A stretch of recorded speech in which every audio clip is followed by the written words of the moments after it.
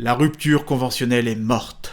Vive la rupture conventionnelle. La rupture conventionnelle a longtemps été un moyen pour les salariés de quitter leur emploi en cas de besoin, avec l'option de bénéficier d'allocations chômage.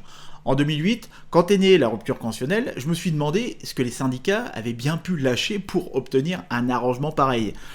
On a vu arriver le concept de chômage consenti. C'était un bon moyen de trouver un compromis quand salariés et employeurs ne se sentaient plus du tout à l'aise dans leur relation de travail. C'était aussi un super tremplin pour les reconversions et projets de création d'activités, création d'entreprises. Mais aujourd'hui, plus de droit au chômage en cas d'abandon de poste, et ça je vous en avais déjà parlé précédemment, et peut-être plus de rupture conventionnelle.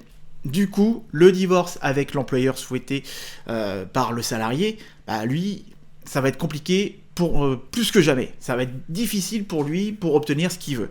Parce que, je m'explique, la réforme des retraites réforme le forfait social sur l'indemnité de rupture conventionnelle. Si on considère que le projet de loi a été adopté le 20 mars 2023, à l'heure où je vous parle, on attend toujours la décision du Conseil constitutionnel. Une disposition est passée quasiment inaperçue, sauf pour les passionnés de droit social. C'est l'harmonisation des indemnités de mise à la retraite et des indemnités de rupture conventionnelle. Pour vous la faire courte, à compter de septembre 2023, pour les salariés qui ne sont pas en droit de bénéficier d'une pension de vieillesse, le voilà le rapport avec la réforme des retraites, l'indemnité de rupture conventionnelle exonérée ne sera plus soumise au forfait social de 20%, mais à une contribution patronale de 30%. Si, je vous assure, c'est l'article 4 du projet de loi financement rectificatif de la sécurité sociale pour 2023. Pour rappel, le régime social actuellement applicable aux indemnités de rupture conventionnelle varie selon que le salarié a la possibilité ou non de faire valoir ses droits à la retraite.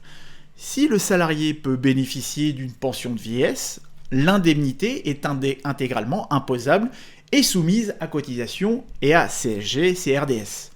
Si le salarié ne peut pas bénéficier d'une pension de vieillesse, l'indemnité est exonérée d'impôt sur le revenu, de cotisation et de CSG, CRDS, dans certaines limites.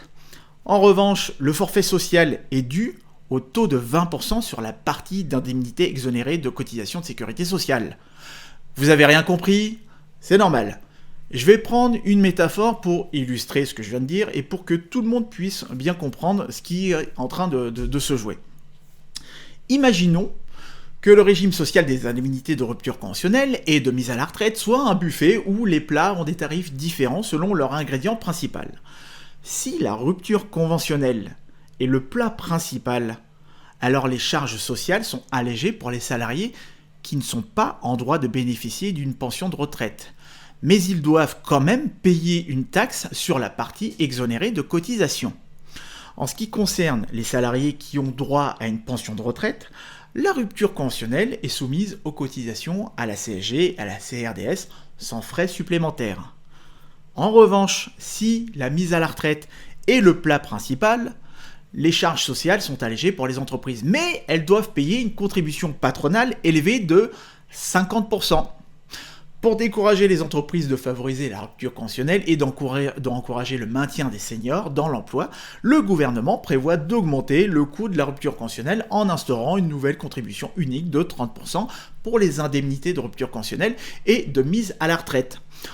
En gros, vous l'avez dans le baba. Voilà, je reste poli pour pas dire autre chose, mais cette réforme a des conséquences pour les salariés qui souhaitent quitter leur emploi. Si le coût d'une rupture conventionnelle diminuerait pour les salariés pouvant bénéficier d'une pension de vieillesse, il augmenterait pour les autres. En réalité, la réforme va considérablement augmenter la carence pour les allocations chômage des salariés à ancienneté moyenne, rendant encore plus difficile la possibilité de quitter son emploi. Donc voilà, le message est assez clair, bosser à en crever. Travailler sans relâche. Vous travaillez pour faire tourner le système et son économie, pas pour vous sentir bien dans votre vie.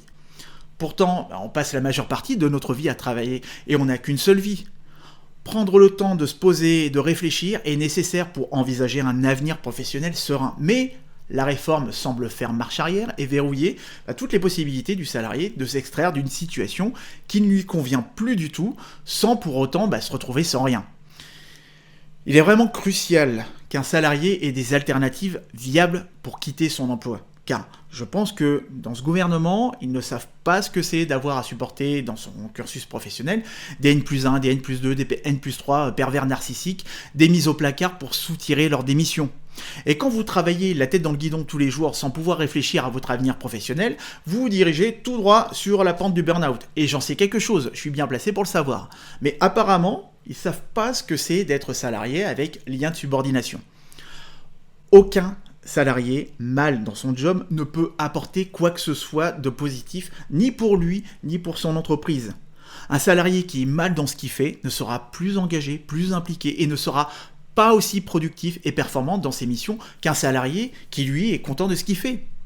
Se poser chez soi après une fin de contrat permet aussi bien à des individus de se remettre d'un burn-out, ce qui est plutôt long et beaucoup trop fréquent dans cette société, qu'à des individus qui veulent aussi se reconvertir. On ne vit pas pour travailler, on vit pour soi et pour ses proches. Donc tout ça pour dire que cette réforme est un réel changement majeur dans le monde du travail. Vous devez être conscient de ses conséquences et envisager d'autres options pour quitter votre job si vous prévoyez de le faire. De toute façon, vous avez le temps car visiblement la retraite, c'est pas pour demain non plus. Et si vous avez un projet de reconversion professionnelle, c'est maintenant. Ne cherchez plus, prenez les devants et profitez de ce moment pour vous poser et faire naître ce projet de reconversion que vous repoussez depuis tant d'années. Vous savez où me trouver.